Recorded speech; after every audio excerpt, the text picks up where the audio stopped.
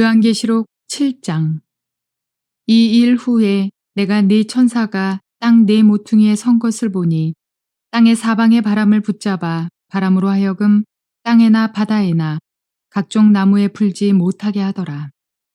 또 봄에 다른 천사가 살아계신 하나님의 인을 가지고 해돋는 데로부터 올라와서 땅과 바다를 해롭게 할 권세를 받은 네 천사를 향하여 큰 소리로 외쳐 이르되, 우리가 우리 하나님의 종들의 이마에 인치기까지 땅이나 바다나 나무들을 해하지 말라 하더라.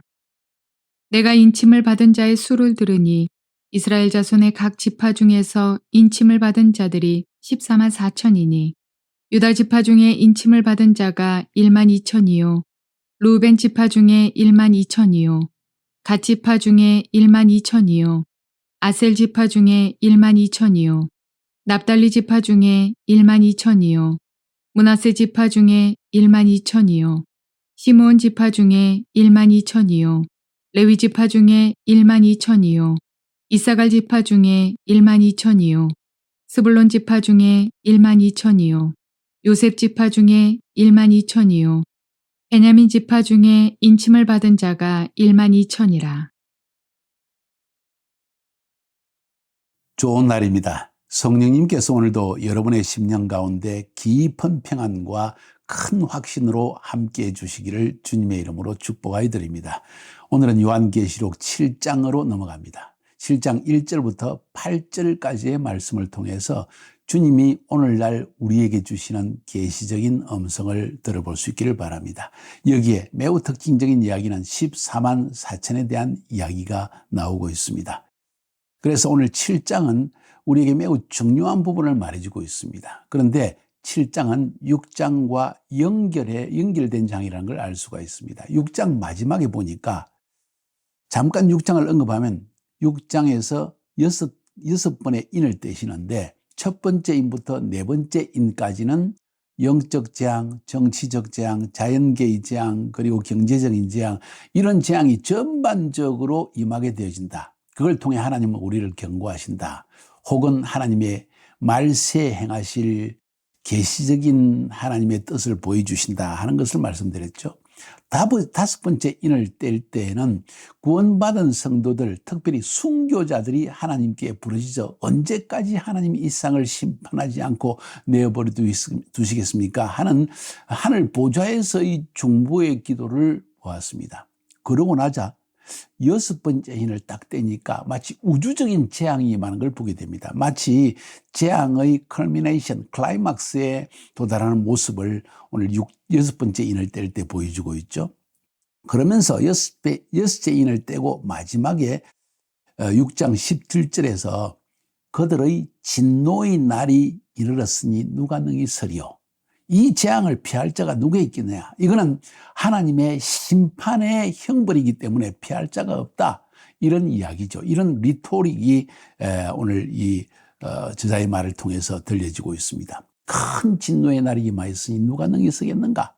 도대체 이 큰 환난, 하나님께서 지상 가운데 불신자를 심판하시고 하나님의 불의한 자에 대한 하나님의 공의로운 심판이 내려질 때 그 하나님의 심판 앞에 능히 설 자가 누구 있겠느냐? 아무도 없을 것이다 하는 그런 의미가 내포져 있는 이야기입니다. 그런데 7장에 딱 넘어가니까 이런 큰 진노의 날에 하나님 앞에 설 자가 있다는 것을 7장에서 보여주면서 누가 설 자인가 하면서 두 부류의 이야기를 들려줍니다. 오늘은 그 첫 부류인 이스라엘의 12지파 가운데에서 뽑은 14만 4천 명의 하나님의 인을 맞은 자들, 그들이 진노의 날을 능히 서는 자다. 그 다음에 9절부터 마지막 절까지 나오는 나라와 민족과 방언과 온 세상 가운데에서 하나님 앞에 택함을 받은 수많은 허다한 무리들, 이들도 역시 이 진노의 날이 능히 서는 자라는 거예요. 이 이야기를 들려주는 것이 7장입니다. 그래서 이 본문을 읽어볼 때, 지금까지 연구한 것을 살펴볼 때 저의 생각에는 여섯째 인을 뗄 때 공중에서 휴거가 일어나는 것은 아닌가, 그런 생각을 가지게 되십니다. 혹은 다섯 번째 인을 뗄 때 이미 휴거는 일어났고 여섯 번째 인은 요한계시록의 재앙에 대한 큰 그림에서 마지막 사탄 마귀에게 쏟아붓는 7년 대환란의 후반부 3년 반의 그 대환란에 대한 이야기가 6번째 인을 뗄 때 이야기가 아닌가 하는 생각도 가지게 되어집니다. 그러니까 저의 말은 휴거가 어쩌면 5번째 인을 떼고 6번째 인을 딱 떼기 직전에 휴거는 이미 일어났다고 볼 수 있고, 혹은 6번째 인을 뗄 때 이미 떼고 난 이후에 휴거는 일어났고, 그리고 오늘 이 7장에서는 그 휴거된 사람들의 이야기가 아닌가 이런 생각도 해볼 수가 있습니다. 다양한 해석이 가능합니다. 성경은 이 드라마를 통해서, 드라마적인 묘사를 통해서 우리에게 하나님의 뜻을 볼 수 있도록 보여주시지만은 구체적으로 휴거는 언제 일어나고 7년 대화는 언제이고 이것을 오히려 보여주지 않습니다. 그래서 우리는 이것을 해석할 수밖에 없다는 것이죠. 자, 그래서 여러분도 이 요한계시록을 읽으시면서 이런 질문을 가지고 요한계시록을 계속 연구해 나가면 어찌 보면 오늘 여러분이 생각하는 것이 내 1년 뒤에 요한계시록을 읽어볼 때 좀 다르게 생각될 수도 있을 것입니다. 문제가 없습니다. 중요한 것은 우리가 늘 성령의 비추심 가운데서 종말에 일어날 일들을 우리가 깨달아 알고자 하는 노력이 중요한 것입니다. 자, 그래서 6장 마지막 절에 대한 답. 그들의 진노의 큰 날이 이르렀으니 누가 능히 서리요? 선언자가 있다는 것입니다. 자, 여기서 생각해 보면 아무리 이 세상을 심판하시는 공의로운 하나님의 심판이 내려질 때에도 하나님이 특별히 선택하시고 보호하는 사람이 있다는 것이 성경의 기록입니다. 출애굽 사건을 통해서 볼 수 있지 않습니까? 애굽 민족들에게 하나님을 인정치 않고 하나님의 백성을 하나님의 뜻대로 내보내려고 하지 않는 애굽 왕 바로와 애굽 민족과 애굽 나라 전체에 하나님이 심판의 재앙을 주셨습니다. 10가지의 재앙을 주셨습니다. 그 재앙을 이스라엘 백성들은 그냥 휴거해서 전혀 받지 않았습니까? 아니요. 이 10가지 재앙을 그들도 똑같이 지나갔습니다. 다만 하나님의 보호를 받았습니다. 특별히 마지막 10번째 재앙은 어떻게 보호를 받았습니까? 바로 어린 양의 피를 문설주에 받았을 때 심판하는 천사가 그 피를 바른 집은 넘어갔다. 그래서 패사 넘어갔다. 패스 오버 영어로 그렇게 되지 않습니까? 다시 말해서 하나님이 보호하심을 받았을 뿐이지 환난은 함께 지나갔다는 것을 출애굽기는 보여주고 있습니다. 노아의 방주 때도 마찬가지입니다. 하나님께서 홍수로 세상을 심판하실 것을 명령하시고 방주를 지으라고 하였습니다. 그런데 이 방주의 의미를 가만히 생각해 보면 비가 내리기 시작할 때 방주에 들어가라고 했습니다. 이미 이 홍수의 고난은 피했다는 거예요. 이건 어찌 보면 휴거가 재난 전에, 재앙 전에, 대환란 전에 임할 것을 보여주는 예표로도 사용될 수 있습니다. 그러나 중요한 것은 방주가 이 홍수로 인해서 둥둥 떠다녔다는 것은 이 방주 속에 있는 노아의 가족들이 보호함은 받았지만은 역시 홍수 가운데, 환란 가운데 있었다는 것을 우리는 알 수가 있죠. 다양한 해석이 가능합니다. 말세에도 하나님은 그의 택한 백성들을 심판으로부터 보호해 주실 것입니다. 재앙으로부터 보호해 주실 것입니다. 하나님이 구원하시고 재앙 가운데 죽도록 내버려 주시는 하나님이 아니라는 것이죠. 그것이 매우 중요한 것입니다. 그래서 하나님께서는 우리에게 인치시기를 원하십니다. 그 인이 우리 안에 딱 있으면 인치심을 받은 사람, 도장을 쾅 받아놓으면 어떻게 됩니까? 천사들이 우리를 보고 저 하나님이 택한 백성이네, 빛이 나네, 저 사람은 재앙을 임하지 않도록 보호하자, 이렇게 한다는 것이죠. 그래서 에베소 1장 13절 14절에도 그 안에서 너희도 진리의 말씀 곧 너희의 구원의 복음을 듣고 그 안에서 또한 믿어서 약속의 성령으로 인치심을 받았으니, 우리 안에 성령님이 거하신다는 것 자체가 인치심이라는 것을 의미한다고 볼 수도 있겠죠. 성령이 우리 안에 거하니까 천사들은, 심판하는 천사들도 우리 안에 있는 성령의 빛을 보고 우리를 넘어간다. 재앙을 주지 않는다는 것, 재앙을 줄 수가 없다는 것이죠. 이는 우리의 기업의 보정이 되사 그 얻으신 것을 구속하시고 그의 영광을 찬미하게 하려 하십니다. 재앙을 지나가고 환난을 지나갈 때 우리가 보호하심을 받은 것을 인해서 하나님의 영광을 찬미하게 하기 위해서 이런 일을 행하신다는 것입니다. 이 환난의 때가 그러나 지상에는 임한다는 것, 우리도 그 환난 가운데 있을 수가 있다는 것, 보호하심을 받는 것뿐이라는 것, 저는 그렇게 느껴지거든요. 또 어떤 분들은 전혀 환난을 거치지 않고 휴거된다고 하는 사람들도 있습니다. 그것도 일리가 있기 때문에 저도 그것을 잘못됐다고 말하고 싶지 않습니다. 중요한 것은 환란의 때에 대해서 성경은 말하고 있다. 계시록 3장 10절에도 네가 나의 인내의 말씀을 지켰은즉 내가 또한 너를 지키어 시험의 때를 면하게 하리니. 시험의 때, 환란의 때입니다.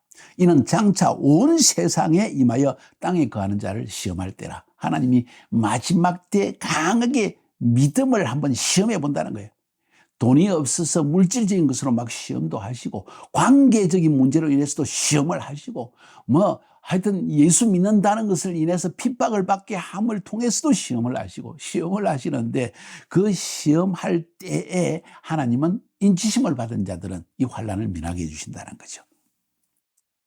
다니엘서 12장 1절에서도 그때 내 민족을 호위하는 대군 미가엘이 일어날 것이요 또 환란이 있으리니. 미가엘은 하나님의 천사장입니다. 하나님의 백성을 보호하기 위해서 파송된 하나님의 천사장. 왜? 환란이 있기 때문에. 또 환란이 있으리니 이는 개국 이래로 지금까지 그때까지 없던 환란일 것이며 그때 내 백성 중 무릇 책에 기록된 모든 자가 구원을 얻을 것이라. 인지심을 받았기 때문에, 하나님의 생명지에 기록되었기 때문에, 인지심을 받았다는 것이 생명지에 기록됐다는 것이죠. 그런 사람은 구원을 받는다는 거죠. 예수님께서도 마태복음 24장 21절에 22절에 이는 그때 큰 환란이 있겠음이라. 창세로부터 지금까지 이런 환란이 없었고 후에도 없으리라. 왜? 마지막 환란이니까요. 대환란입니다. 그날들을 감하지 아니할 것이면 모든 육체가 구원을 얻지 못할 것이나 그러나 택하신 자들을 위해 그날을 감하시리라. 이 말은 무슨 말인 거 아니? 하나님의 택하신 자들도 환란을 지나가는데 환란이 너무 오래되면 그들도 넘어질 수 있으니까 그날을 감화해 주신다. 저는 그래서 이 환란을, 예수 믿는 성도들도 환란을 지나갈 수가 있다. 혹은 또 이렇게 표현할 수도 있습니다. 먼저 믿는 사람들은 휴거되어지고 난 다음에 환란이 시작되어지는데 환란 때 예수 믿는 사람도 있다는 거예요. 그것도 택한 사람입니다. 그래서 그들을 위해서도 나를 감해 줄 수 있다. 이런 말로도 해석이 가능합니다. 참 여러 가지 해석이 가능하죠. 우리 인간이기 때문입니다. 우리는 겸손하게 주님의 말씀을 귀를 기울이고 내가 가진 확신을 너무 강하게 하면 성령님의 뜻을 거스릴 수도 있다는 것을 기억할 필요가 있습니다. 중요한 것은 이 휴거는 언제 일어날까 하는 거 조금 전에 언급했죠. 제 생각에는 7째 인이 딱 떨어지자마자 5째 인이 떨어지고 6째 인이 떨어지기 직전에 휴거가 일어나지 않았을까.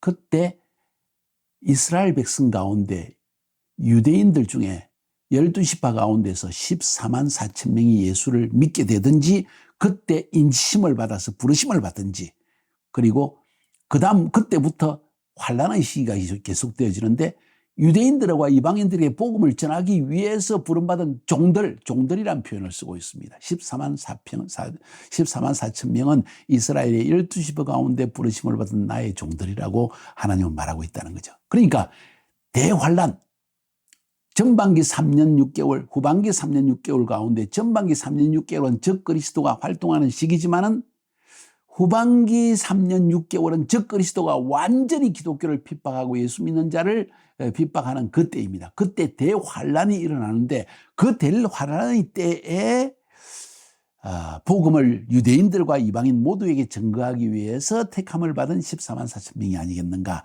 하는 것이 저의 생각입니다. 이 정도 하게 되면 오늘 본문에 여러분에게 전해야 될 중요한 메시지의 핵심을 전한 것입니다. 그래서 저는 제목을 이렇게 삼았습니다.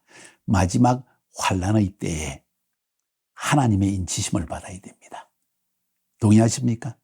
마지막 환란의 때에 하나님의 인치심을 받아야 됩니다. 마지막 대환란 때뿐만 아니라 그 이전에도 7년 환란이 시작되는 그 초반부터, 아니 지금도 역시 하나님의 인치심을 받아야만 이 환란을 능히 통과할 수 있고 환란 전에 세속주의도 능히 이길 수 있는 힘이 이 인치심에서 온다는 사실을 저는 성경을 통해서 깨닫게 되어집니다. 자, 본문으로 들어가 봅시다.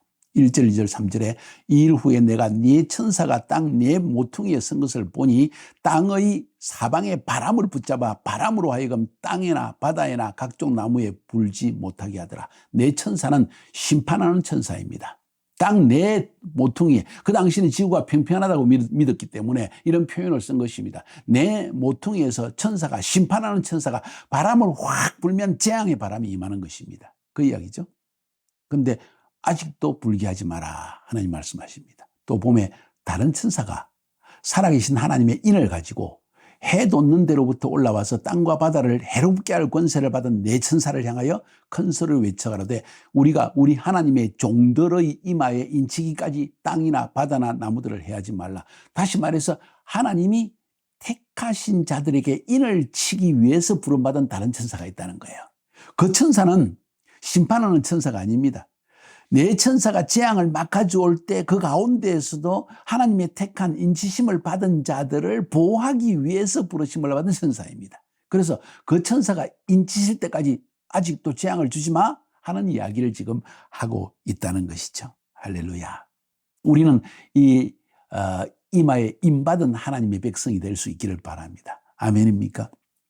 왜 인을 쳤습니까? 지상의 환란이 시작하기 전에 이 인을 받지 않은 사람은 이 환란을 이겨낼 힘이 없고 믿음의 힘이 없기 때문입니다. 그래서 인을 쳐서 성령님의 능력으로 환란 중에도 심지어 고난 가운데서도 복음을 전하는 이 본질적 사역을 감당하게 하기 위해서 인을 쳐주신다는 거예요. 우리 교회는 그런 인치심을 받은, 여러분과 저는 이 말씀을 듣는 여러분들은 바로 이런 인치심을 받은 자로서 이 삶을 살아야 할 필요가 있다는 거예요. 나중에 두 정인의 이야기가 나오는데 그런 두 정인의 삶을 살아야 할 필요성이 우리에게 있다는 것이죠. 아멘입니까? 4절부터 7절까지 보면 여기 내가 인치심을 받은 자의 수를 들으니 이스라엘 자손의 각 지파 중에서 인침을 받은 자들이 14만 4천이니 유다 지파 중에 인치심을 받은 자가 1만 2천이요 르우벤 지파 중에 1만 2천이요 각 지파 중에 1만 2천이요. 여기서 르우벤이 장자인데 장자의 자리에 밀려나고 메시아의 조상이 되는 유다 지파를 앞세웠습니다. 하나님의 사역에 영적인 사역에 앞서는 지파를 먼저 앞세운 걸 볼 수 있죠. 아셀 지파 중에 1만 2천이요 납달리 지파 중에 1만 2천이요 므낫세 지파 중에 1만 2천이요. 여러분 자세히 보면 야곱의 두 아들 에브라임과 므낫세 중에 에브라임 지파는 이름이 싹 빠지고 므낫세 지파가 나옵니다. 왜 그런지 아십니까? 북이스라엘을 에브라임이라고 칭했거든요. 이 에브라임 지파가 나머지 9지파를 꼬드겨 가지고 북이스라엘에서 하나님 믿는 믿음에서 본질적인 믿음에서 미혹되어서 옆길로 가게 만들어서 온 열방에 이제는 아수리아의 포로가 되어 가지고 잡혀가서 이제는 지파조차도 있는지 없는지 모를 정도로 만들어버린 이 에브라임 지파. 용서받을 수 없는 지파죠. 하나님 보시기에. 그래서 에브라임 지파는 쏙 빠졌습니다. 시몬 지파 중에 1만 2천이요 레위 지파 중에 1만 2천이요 이스라엘 지파 중에 1만 2천이요 레위 지파를 일부러 넣었습니다. 12지파의 레위 지파는 사실은 빠집니다. 레위 지파 대신에 요셉 지파의 두 지파인 므낫세와 에브라임, 요셉의 두 아들인 므낫세와 에브라임이 이 지파의 하나님의 장자권이기 때문에 두 배의 축복을 받게 되어집니다. 그래서 이 에브라임과 므낫세가 들어가는 바람에 레위 지파는 빠지고 12지파가 형성된 거죠. 근데 레위 지파가 쏙 들어갔습니다. 나중에 보면 여기에 단 지파가 사라졌습니다. 단이라는 말은 심판이라는 뜻이기 때문에 마지막 심판의 때 쓰임받는 혹은 이 단 지파에서 사탄의 역사가 나오기 때문에 뭐 다양한 해석들이 있습니다. 알 수 없지만은 단 지파는 여기에 빠져 있습니다. 8절에 스불론 지파 중에 1만 2천이요 요셉 지파 중에 1만 2천이요. 여기서 요셉 지파라고 넣었습니다. 요셉 지파, 사실은 요셉 지파에서 므낫세와 에브라임이 나왔기 때문에 므낫세 지파, 에브라임 지파 나와야 되는데 에브라임 이름은 싹 빠져버리고 요셉 지파를 대신 넣었습니다.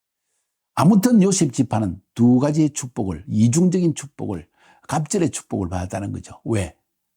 자기의 가족들을 구원한 구원자의 예표이기 때문에. 장자권을 받았기 때문에, 물질적인 장자권을 받았기 때문에. 그래서 요셉 지파가 들어갔습니다. 그리고 베냐민 지파 중에 인심을 받은 자가 1만 2천이라. 자, 이렇게 해서 각 지파에서 12,000명씩 12지파니까 이 14만 4천 명에 대한 이야기가 인을 받은 사람의 숫자로서 나오게 되어집니다. 여기서 이 많은 사람이 누구인가 도대체?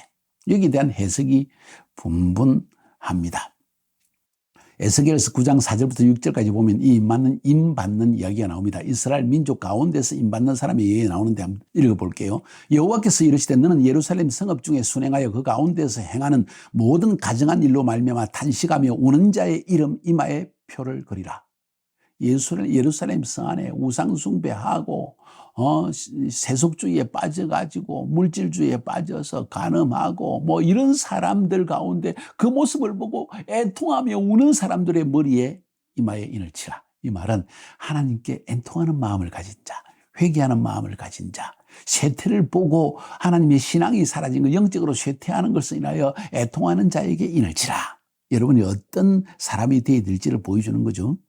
그들에게 대하여 내 귀에 이르되 너희는 그를 따라 성읍 중에 다니며 불쌍히 여기지 말며 긍휼을 베푸지 말고 쳐서 늙은 자와 젊은 자와 처녀와 어린아이와 여자를 다 죽이되 이마에 표 있는 자에게는 가까이 하지 말라. 내 성소에서 시작할지니라 하시며 그들이 성전 앞에 있는 늙은 자로부터 시작하니라. 다시 말해서 임받지 않은 사람은 나이 든 사람인지 뭐 남자든지 여자든지 어린아이든 할 것 없이 전부 쳐 죽여라. 이마에 입맞은 사람만 손대지 마라. 왜? 그들은 애통하는 자이다. 나의 일을 인해서 애통하는 자이다. 하나님의 영광을 위해서 애통하는 자이다. 하나님의 거룩함이 사라진 것을 인해서 애통하는 자들이다. 그들은 치지 마라. 입맞은 사람이 어떤 사람인지 보여주죠. 세속주의가 물들어 있는 시대에, 하나님을 멀리 떠나는 시대에 신앙을 굳세게 지키고 거룩함을 지킨 자들에 대한 그런 사람들이 입맞은 자라는 거예요. 이 입맞은 사람의 숫자가 14만 4천이라고 하는데 이 숫자를 어떻게 이해할 것인가에 대해서도 여러 가지 이야기가 있습니다. 상징적으로 해석하는 사람들은 구약의 12지파와 신약 12지파를 곱하면 144라는 숫자가 나온다. 또 이스라엘 민족들에게 1000이라는 숫자는 최다의 숫자이다. 그래서 12 곱하기 12는 144. 거기에다가 최다의 숫자 1000. 그래서 14만 4천은 허다한 무리들, 구원받은 많은 사람들을 이야기하는 것이다 라고 이야기하는데, 그런데 오늘 본문의 9절 이하에 보면은 각 나라와 족속과 백성과 방언에서 아무도 능히 설 수 없는 큰 무리들이 따로 언급되는 걸 봐서 오늘 여기 14만 4천 명은 결코 그게 아니고 유대인 12지파에서 나온 14만 4천 명이 맞는 것 같습니다.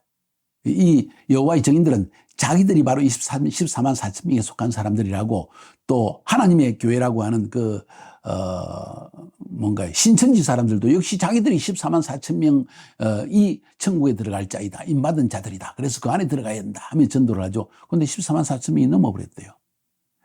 다 이단들이죠. 이렇게 숫자와 성경을 잘못 해석하게 되면 자기도 모르게 이단 사설에 빠지고 심지어는 자기를 예수님처럼 내세우는 일들이 생겨난다는 것을 기억할 필요가 있습니다. 어떤 사람들은, 어떤 미국의 유명한 또 척 스미스라는 목사는 이미 3장과 4장 사이에, 그러니까 소아시아의 7교회에 대한 이야기가 끝나고 4장의 보좌에 대한 이야기가 나올 때 이미 교회는 휴거되어졌기 때문에 거기에 구원받은 성도들이 하나님께 찬양하는 소리가 나오고 24장로도 하늘에 올라가 있다, 이런 이야기를 합니다. 7장에 나타난 이 사람들은 휴거되지 못하고 지상에 남아있다가 나중에 예수 믿는 사람이더라, 이렇게 말하는 그런 언급을 저는 또 척 스미스 목사님의 설교를 통해 보았는데 저는 거기에 동의는 하지 않습니다. 그런데 저의 견해도 그렇고 또 많은 사람들의 결론은 여기에서 14만 4천은 유대인의 12지파 가운데에서 나온 14만 4천 명이 맞다. 그러면 그들은 누구인가? 바로 6장에서 6번째 인을 떼자마자 우주적인 재앙이 온다고 그랬죠. 그건 마지막 재앙 중에서도, 환란 중에서도 마지막 클라이막스의 환란. 그 클라이막스의 이 환란은 바빌론을 무너뜨리고, 그 다음에 음녀를 완전히 죽이고, 적그리스도를 파괴하고, 짐승을 죽이고, 그리고 사탄을 멸하게 되는 이 마지막 재앙을 예언한 거예요. 그 마지막 재앙, 그 때가 바로 후반기 3년 6개월, 다시 말해서 대환란의 때가 아닌가. 바로 그 대환란은 직전에 하나님이 인을 쳐서 14만 4천을 부르십니다. 유대인 가운데. 그 14만 4천 명이 환란의 기간 중에 복음을 전하는 거예요. 입 맞았으니까 하나님의 보호가 있습니다. 그들은 하나님의 보호가 있는 것을 잘 알지는 못하지만 믿음으로 하나님이 죽으면 죽으리다는 각오로 복음을 막 환란의 때 전거합니다.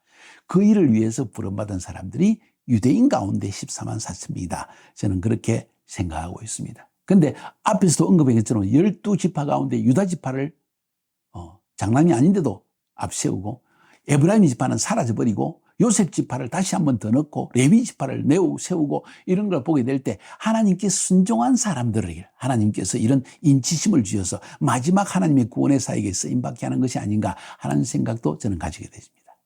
또 어떤 사람들은 유대인 14만 4천 명이 맞기는 맞는데 이건 역사적으로 이미 일어난 일이라고 표현하는 사람도 있습니다. 주로 1833년부터 1914년 약 100년간, 약 80년간에 걸쳐서 엄청난 유대인들이 아주 유대인의 핍박 시기가 아니라 유대인의 부흥의 시기가 그때 일어났다고 합니다. 특별히 유럽 지역이죠. 그 유럽 지역에서 약 15만 명에서 20만 명에 가까운 유대인들이 회개하고 주님께 돌아온 역사가 일어났기 때문에 아마도 이 7장에서 언급하고 있는 이 14만 4천 명은 그 19, 20세기 1833년부터 1914년 그 사이에 예수 믿어 주님께 돌아온 그 사람들이 아닌가 하는 이야기를 하는 사람들도 있습니다. 그럴 수도 있겠지만 저도 그것은 그렇게 신빙성이 없다고 저는 생각합니다. 자, 그러면 어떤 사람은 14만 4천 명은 이스라엘 중에 구원받은 사람들의 숫자다.